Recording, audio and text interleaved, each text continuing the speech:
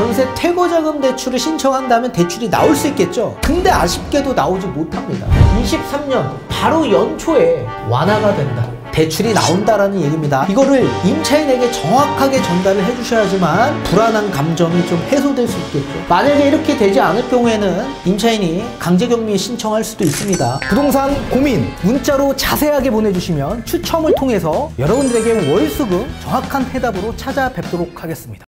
뒷번호 3286님께서 보내주신 부동산 고민입니다. 요즘 전세 때문에 잠이 오질 않습니다. 2주택자인데 한 채는 임대사업자 등록되어 있습니다. 세입자가 나가겠다고 한 달 전 통보했는데 전세 가격이 떨어져서 이도저도 못하는 상황이에요. 질권 통지서 보니 이분도 거의 80%가 대출이더군요. 목돈이 없는데 어떻게 해야 되나요? 대출도 안 나오고 미치겠습니다. 제발 대표님이면 해결해 주실 수 있을 것 같아서 간곡한 문자 보냅니다. 도와주세요 라고 보내주셨네요. 전문가님 답변 부탁드리겠습니다.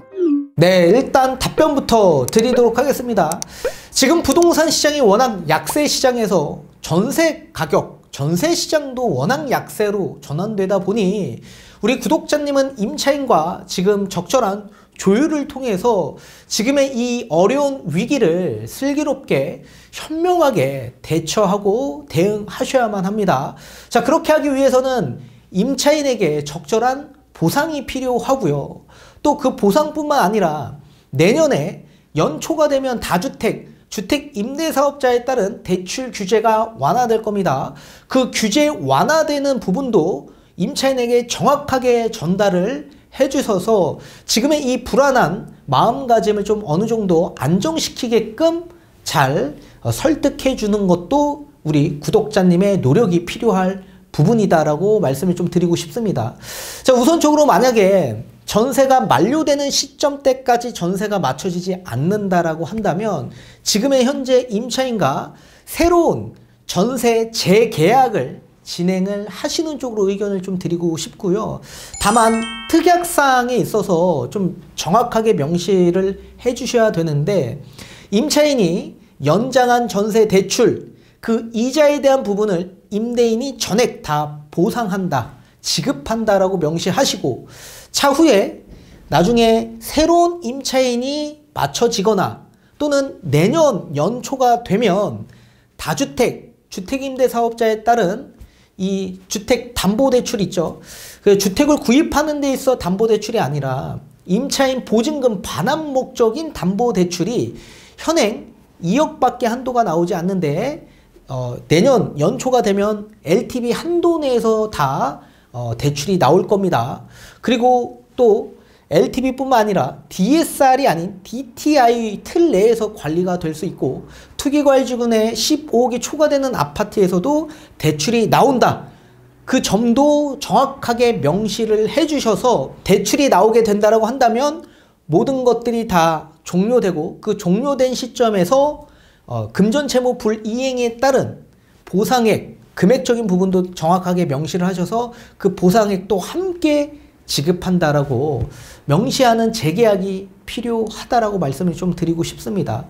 자, 주택임대차보호법 제4조에 따라서 임대차 기간은 원래 2년으로 명시되어 있지만 다만 임차인이 2년 미만으로 정한 기간이 유효하다라고 주장할 수 있다라고 명시되어 있기 때문에 2년으로 재계약이 되었다라고 하더라도 만약에 새로운 임차가 맞춰지거나 아니면 대출이 나와서 임차 보증금이 다 반환된다고 한다면 임차인은 임대인에게 임차 기간을 종료한다라고 명시할 수 있습니다. 따라서 그 기간에 임대차 기간이 끝난다라고 보시면 되기 때문에 그렇게 잘 전달을 해주셔서 지금의 임차인의 이 불안한 마음을 좀 어느 정도 안정시키게끔 설득하는 방향, 그 방향도 우리 구독자님의 노력이다 라고 말씀을 좀 드리고 싶습니다. 자, 그렇다면 대출 규제가 어떻게 완화되는 건지 우리 구독자님이 정확하게 이해하고 있으셔야만 잘 전달이 될 수 있겠죠. 그 부분뿐만 아니라 또 제가 말씀드린 이자에 대한 부분 제가 지원을 해 주셔야만 한다라고 말씀을 드렸고 또 적당한 보상도 이루어져야 된다라고 제가 말씀을 드렸는데 그 보상액이 상당 부분 큰 보상액이 아닙니다. 뒤에 제가 판소를 통해서 또 말씀드린 보상액이 있는데 법정 보상액이 있습니다. 그 보상액보다 충분히 적은 보상액일 수 있기 때문에 그게 우리 구독자님의 큰 부담은 아닐 거다라고 말씀을 좀 드리고 싶습니다. 그 이유에 대해서 뒤에 하나하나 차근차근 말씀을 해드리도록 하겠습니다. 자, 은행의 대출 규정을 알기 위해서는 금융위의 은행업 감독 규정을 알아야만 합니다. 자, 이 은행업 감독 규정을 보면 별표 6이라는 게 있습니다. 이 별표 6은 주택에 관한 대출에 따른 규정이 적용되어 있는데 여기에는 1주택뿐만 아니라 다주택 그리고 주택임대사업자 등록하신 분들에 대한 대출 규정이 명시되어 있습니다. 자, 주택임대사업자에 따른 대출을 임대업 대출이라고 지칭을 하는데 자, 임대업 대출의 대출 규제가 언제 시작이 되었냐면 2020년 6.17 대책에서 발표가 되었었습니다. 자, 그러면 대출 규제가 어떻게 적용되었는지 일단 먼저 파악을 해봐야 되겠죠. 자, 별표 6에 2-1 과목을 보게 되면 원칙상 주택임대사업자에 따른 임대업 대출은 대출 불가하다라고 명시되어 있습니다. 대출 안 나온다. 그리고 나목을 보게 되면 다만 예외 조항에 따라서 명시되어 있습니다. 자, 대출은 나오지 않다라고 하더라도 아래 항목 3가지인데 그 3가지에 포함된다라고 한다면 규제 지역이라고 하더라도 LTV 한도 50% 내에서 대출이 실행 가능하다라고 명시되어 있거든요. 자, 그렇다면 예외 조항 그 3가지를 우리가 알아봐야 될 텐데 일단 첫 번째, 국토부 장관이 인정하는 사유에 그 주택은 대출이 나온다라고 열거되어 있습니다. 자, 국토부 장관이 인정하는 사유는 뭐가 있을까요? 공익법인. 공익법인으로 되어 있는 주택은 대출이 나온다. 그리고 비영리법인. 비영리법인으로 되어 있는 주택도 마찬가지 대출이 LTV 한도 내에서 나온다라는 얘기입니다.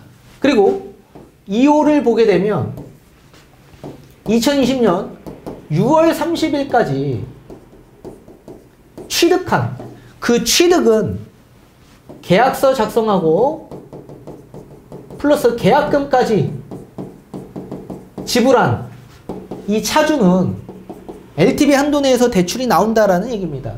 또 2020년 6월 30일까지 대출 자석 완료된 차주 있죠. 이분들도 대출이 나온다. 대출 신청 완료된 차주를 뜻하는 겁니다. 또 2020년 6월 30일까지 대출 만기 연장이 통보한 차주 있죠. 이분들도 예외 조건으로 대출이 나옵니다. 또 3호를 보게 되면 뭐라고 열거되어 있냐면 이 또한 마찬가지 2020년 6월 30일까지 계약서 및 계약금까지 지불한 취득한 이 주택에서 전세 퇴거자금 대출이 나온다. 전세 퇴거자금 대출이라는 건 임차인 보증금 반환 목적인 담보대출을 뜻하는 겁니다. 따라서 전세 퇴거자금 대출을 신청하면 대출이 나온다라는 얘기입니다. 자, 그렇다면 우리 구독자님의 지금 임대사업자로 등록되어 있는 주택이 2020년 6월 30일까지 계약서 작성하고 계약금까지 지불한 차주로서 전세 퇴거자금 대출을 신청한다면 대출이 나올 수 있겠죠. 근데 아쉽게도 나오지 못합니다. 왜 나오지 못하냐? 이 2호와 3호의 규정이 2022년 8월 1일 날 삭제가 되었기 때문에 그렇습니다. 만약에 우리 구독자님이 2022년 7월 30일까지 대출을 신청했다면 그 임대사업자 주택에서 대출이 나왔었을 겁니다. 근데 안타깝게 이 기간을 넘겨버렸기 때문에 삭제된 상황에서 대출이 당연히 안 나오겠죠. 예외 조항이 삭제되었다라는 얘기입니다. 자, 대출 규제가 2020년 6.17 대책에서 발표되었기 때문에 이게 법 개정이 2020년 7월 1일 날 되어서 2020년 6월 30일 기준으로 명시한 겁니다. 그리고 임대차 기간이 보통 평균 2년이기 때문에 임차인 보호 목적을 위해서 2년이 지난 2022년 8월 1일 날 법 개정이 되었기 때문에 이 시점에서 삭제된 겁니다. 그리고 나서 또 신설이 되었습니다. 2022년 8월 1일 날 신설이 된 게 4호가 신설이 되었습니다. 4호. 자, 4호는 2020년 6월 30일까지 입주자 모집 공고하신 분들 있죠. 이 입주자 모집 공고한 사업단지, 사업장을 뜻하죠. 이 사업장은 이주비 대출, 그리고 중도금 대출, 잔금 대출, 이거 전부 다 나옵니다. 그러니까 집단 대출이 나온다라는 얘기입니다. 집단 대출. 이게 신설이 되었다. 따라서 입주자 모집 공고를 요 앞전에 했는데도 불구하고 아직까지도 입주하지 못한 분들이 있을 수 있죠. 그런 사업단지를 보호하는 명목으로 4호가 신설이 되었던 겁니다. 따라서 이런 부분들을 우리 구독자님이 정확하게 인지하셔야지만 세입자한테 잘 전달을 해줄 수 있죠. 이런 규제 정책이 이제 앞으로 예외 조항이 있었던 이유는 대출이 안 나왔기 때문에 그런데 요게 이제 내년 23년 바로 연초에 완화가 된다. 대출이 나온다라는 얘기입니다. LTV 한도 내에서. 그리고 2020년 11월 10일 부동산 대책에서 열거되었던 건 DSR 규정이 아니라 DTI 규제 이내에 적용을 하겠다라고 얘기가 나왔기 때문에 아마 DTI 내에서 진행이 될 거다. 그렇게 보셔야 됩니다. LTV 한도 내에서 나오고 투기과열지구 내에서도 15억이 초과되는 아파트에서도 나온다. 이거를 임차인에게 정확하게 전달을 해주셔야지만 불안한 감정이 좀 해소될 수 있겠죠. 그리고 제가 앞전에 보상을 해주라고 제가 말씀을 드렸는데 그 보상을 해줘야만 합니다. 사실. 자, 만약에 전세가 만료되는데도 불구하고 새로운 세입자를 찾지 못할 경우에 임차인은 임차권 이거 등기명령 신청을 할 겁니다. 어쩔 수 없을 겁니다. 이거 뭐 본인이 이사를 계획하고 계셨던 분들도 있을 거고 또는 뭐 아니면 뭐 아파트 분양에 당첨돼서 무조건 이사를 가야 되는 그런 부분들도 있겠죠. 그런데 만약에 전입신고를 임차인이 빼게 될 경우에는 대항력이 사라지는 거죠. 대항력 상실로 인해서 선순위 임차인이 되지 않기 때문에 무조건 임차권 등기 명령 신청을 할 수밖에 없을 겁니다. 따라서 임차권 등기가 되고 나서 이분들 입장에서는 임차 보증금 요거 반환 목적인 소송을 할 수도 있어요. 소송 기간이 뭐 길기는 하겠지만 진짜 마음 먹고 있는 임차인들이 또 이렇게 임차 보증금 반환 소송 할 수도 있을 겁니다. 만약에 이렇게 진행이 되게 될 경우에는 법정 이자율을 지불을 할 수밖에 없습니다. 만약에 임차 보증금 반환 소송, 이 소송 제기한 날로부터 판결이 나기 전까지, 이 전까지는 법정 이자율, 이 법정 이자율이 몇 프로냐면 5%입니다. 5%. 연 5%입니다. 연 5%. 이거 지불해 주셔야 돼요. 자, 민법 제 397조 금전채무 불이행에 따른 손해배상액이 명시되어 있는데 법정 이자율로 한다라고 명시되어 있습니다. 그 법정 이자율의 조문은 민법 제 379조에 명시되어 있는데 오픈으로 한다라고 했거든요. 그 오픈은 5%를 뜻해요. 따라서 5%의 법정 이자를 지불해 주셔야만 한다. 그리고 또 판결이 난 후 그리고 상환일까지 법정이자가 아니라 지연이자로 책정이 됩니다. 지연이자는 연 12%입니다. 연 12%.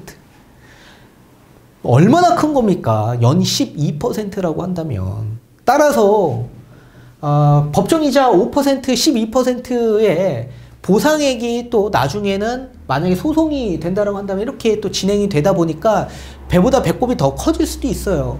그러니까 차라리 지금 임차인과 좀 조율을 잘 보셔서 적당한 선에서 좀 보상을 해주시고 또 거기에 따른 대출 이자에 대한 부분도 당연히 보존도 해주셔야만 하겠죠. 만약에 이렇게 되지 않을 경우에는 이제 임차인이 강제격리에 신청할 수도 있습니다. 그러니까 그럴 바에는 차라리 좀 슬기롭게 현명하게 잘 타협점을 찾아서 조율을 하시는 쪽으로 좀 의견을 드리고 싶고, 이렇게 되시는 것보다 차라리 임차인과 지금 잘 조율하시는 게 훨씬 더 좋은 방향이 될 수 있겠죠. 따라서 내년 연초면 모든 것들이 다 완화될 소지가 있기 때문에 이 부분을 잘 설득을 하셔야 되고, 그리고 재계약도 체결하지만 특약사항에 잘 명시를 하셔서 법적으로 문제되지 않도록 잘 진행하시는 쪽으로 좀 의견을 드리도록 하겠습니다. 화이팅 하십시오.